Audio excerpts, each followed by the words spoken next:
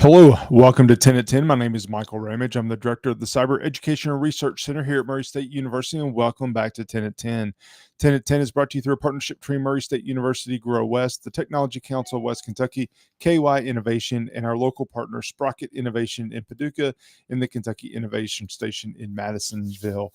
Welcome back to episode 216. It's an even number episode, so that means we're going to take a look at some of the news from around cybersecurity world from the last few weeks and see what it is that we can learn about what's coming down the pike, what we might need to be looking out for, what the threats are, and maybe some steps that we can take to ultimately keep us a little safer in cyberspace. So with that, let's just dig into some of the news. First few things I'm going to show you, actually, let me see if I can make this look a little bit better, are all similar topics. And they're all relating. They're all from HelpNet Security. And the first one is that 300% increase. This is from the third quarter of 2024. There was a 300% increase in endpoint malware detections.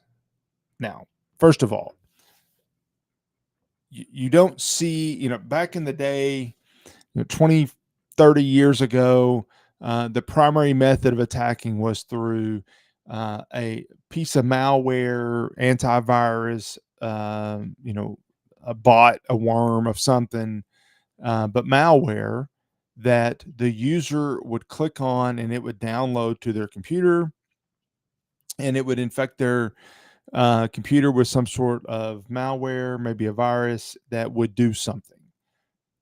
That was the way that it has been for a long, long time.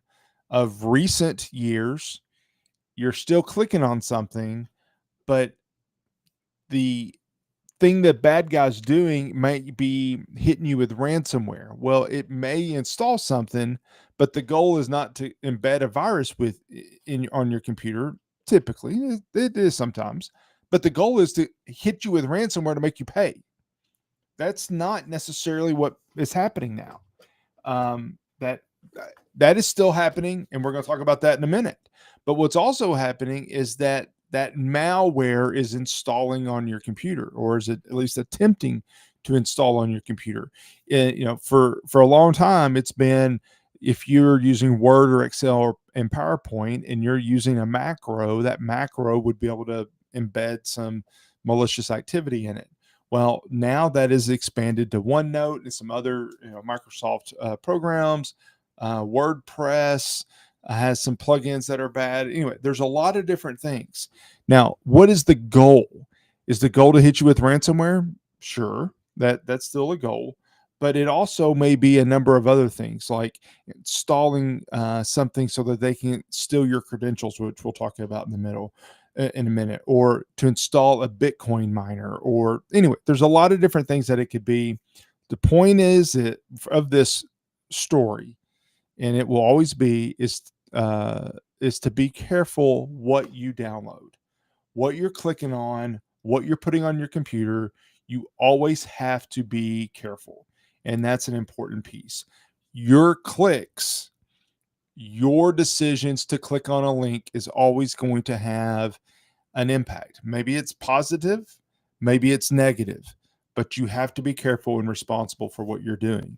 And relating to that, one of the other things that we see is that these cyber criminals are always going to shift their tactics to see what is going to be effective.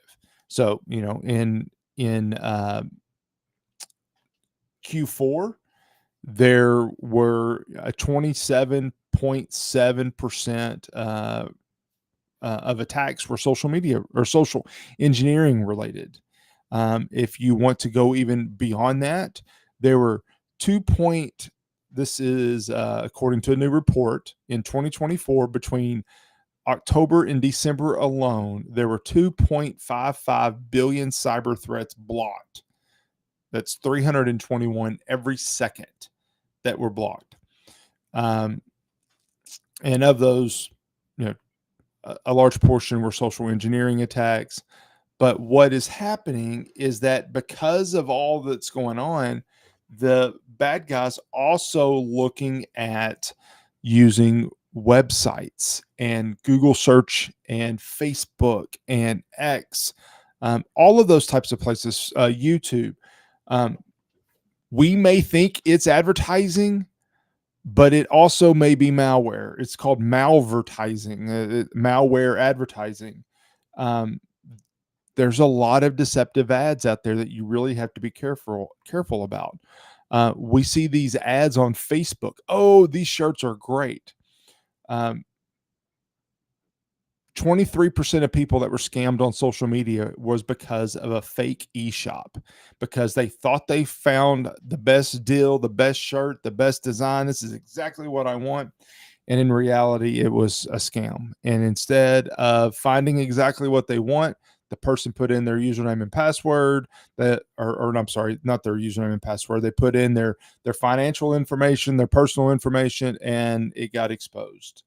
Phishing is still uh, a big method as well. So anyway, we have to be careful about all these things. It's always going to be there. We just have to be very careful. This last one that we're going to talk about from HelpNet Security is one that I just want to use to talk about a bigger issue.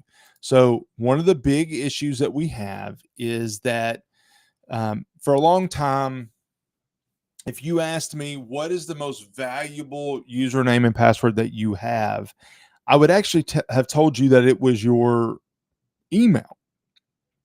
Because if you forgot your password to your bank, or you forgot your password to your investment or your social media or whatever it might be, it would use your email to help you reset your password. So that was what I would always say. Well, now businesses are so reliant on Microsoft 365, Office 365, that in my mind, particularly from a business standpoint, those Office 365 accounts are extremely attractive targets by cyber criminals. The difference between your email and what an Office 365 account could do is that the email, the bad guy is limited to your value. You know, how much money do you have in your account? How much money can they steal from an individual? This will allow them to target potentially a business, an organization that's going to have more money than a one person. So it's a very dangerous thing. It's something that we have to be very careful about.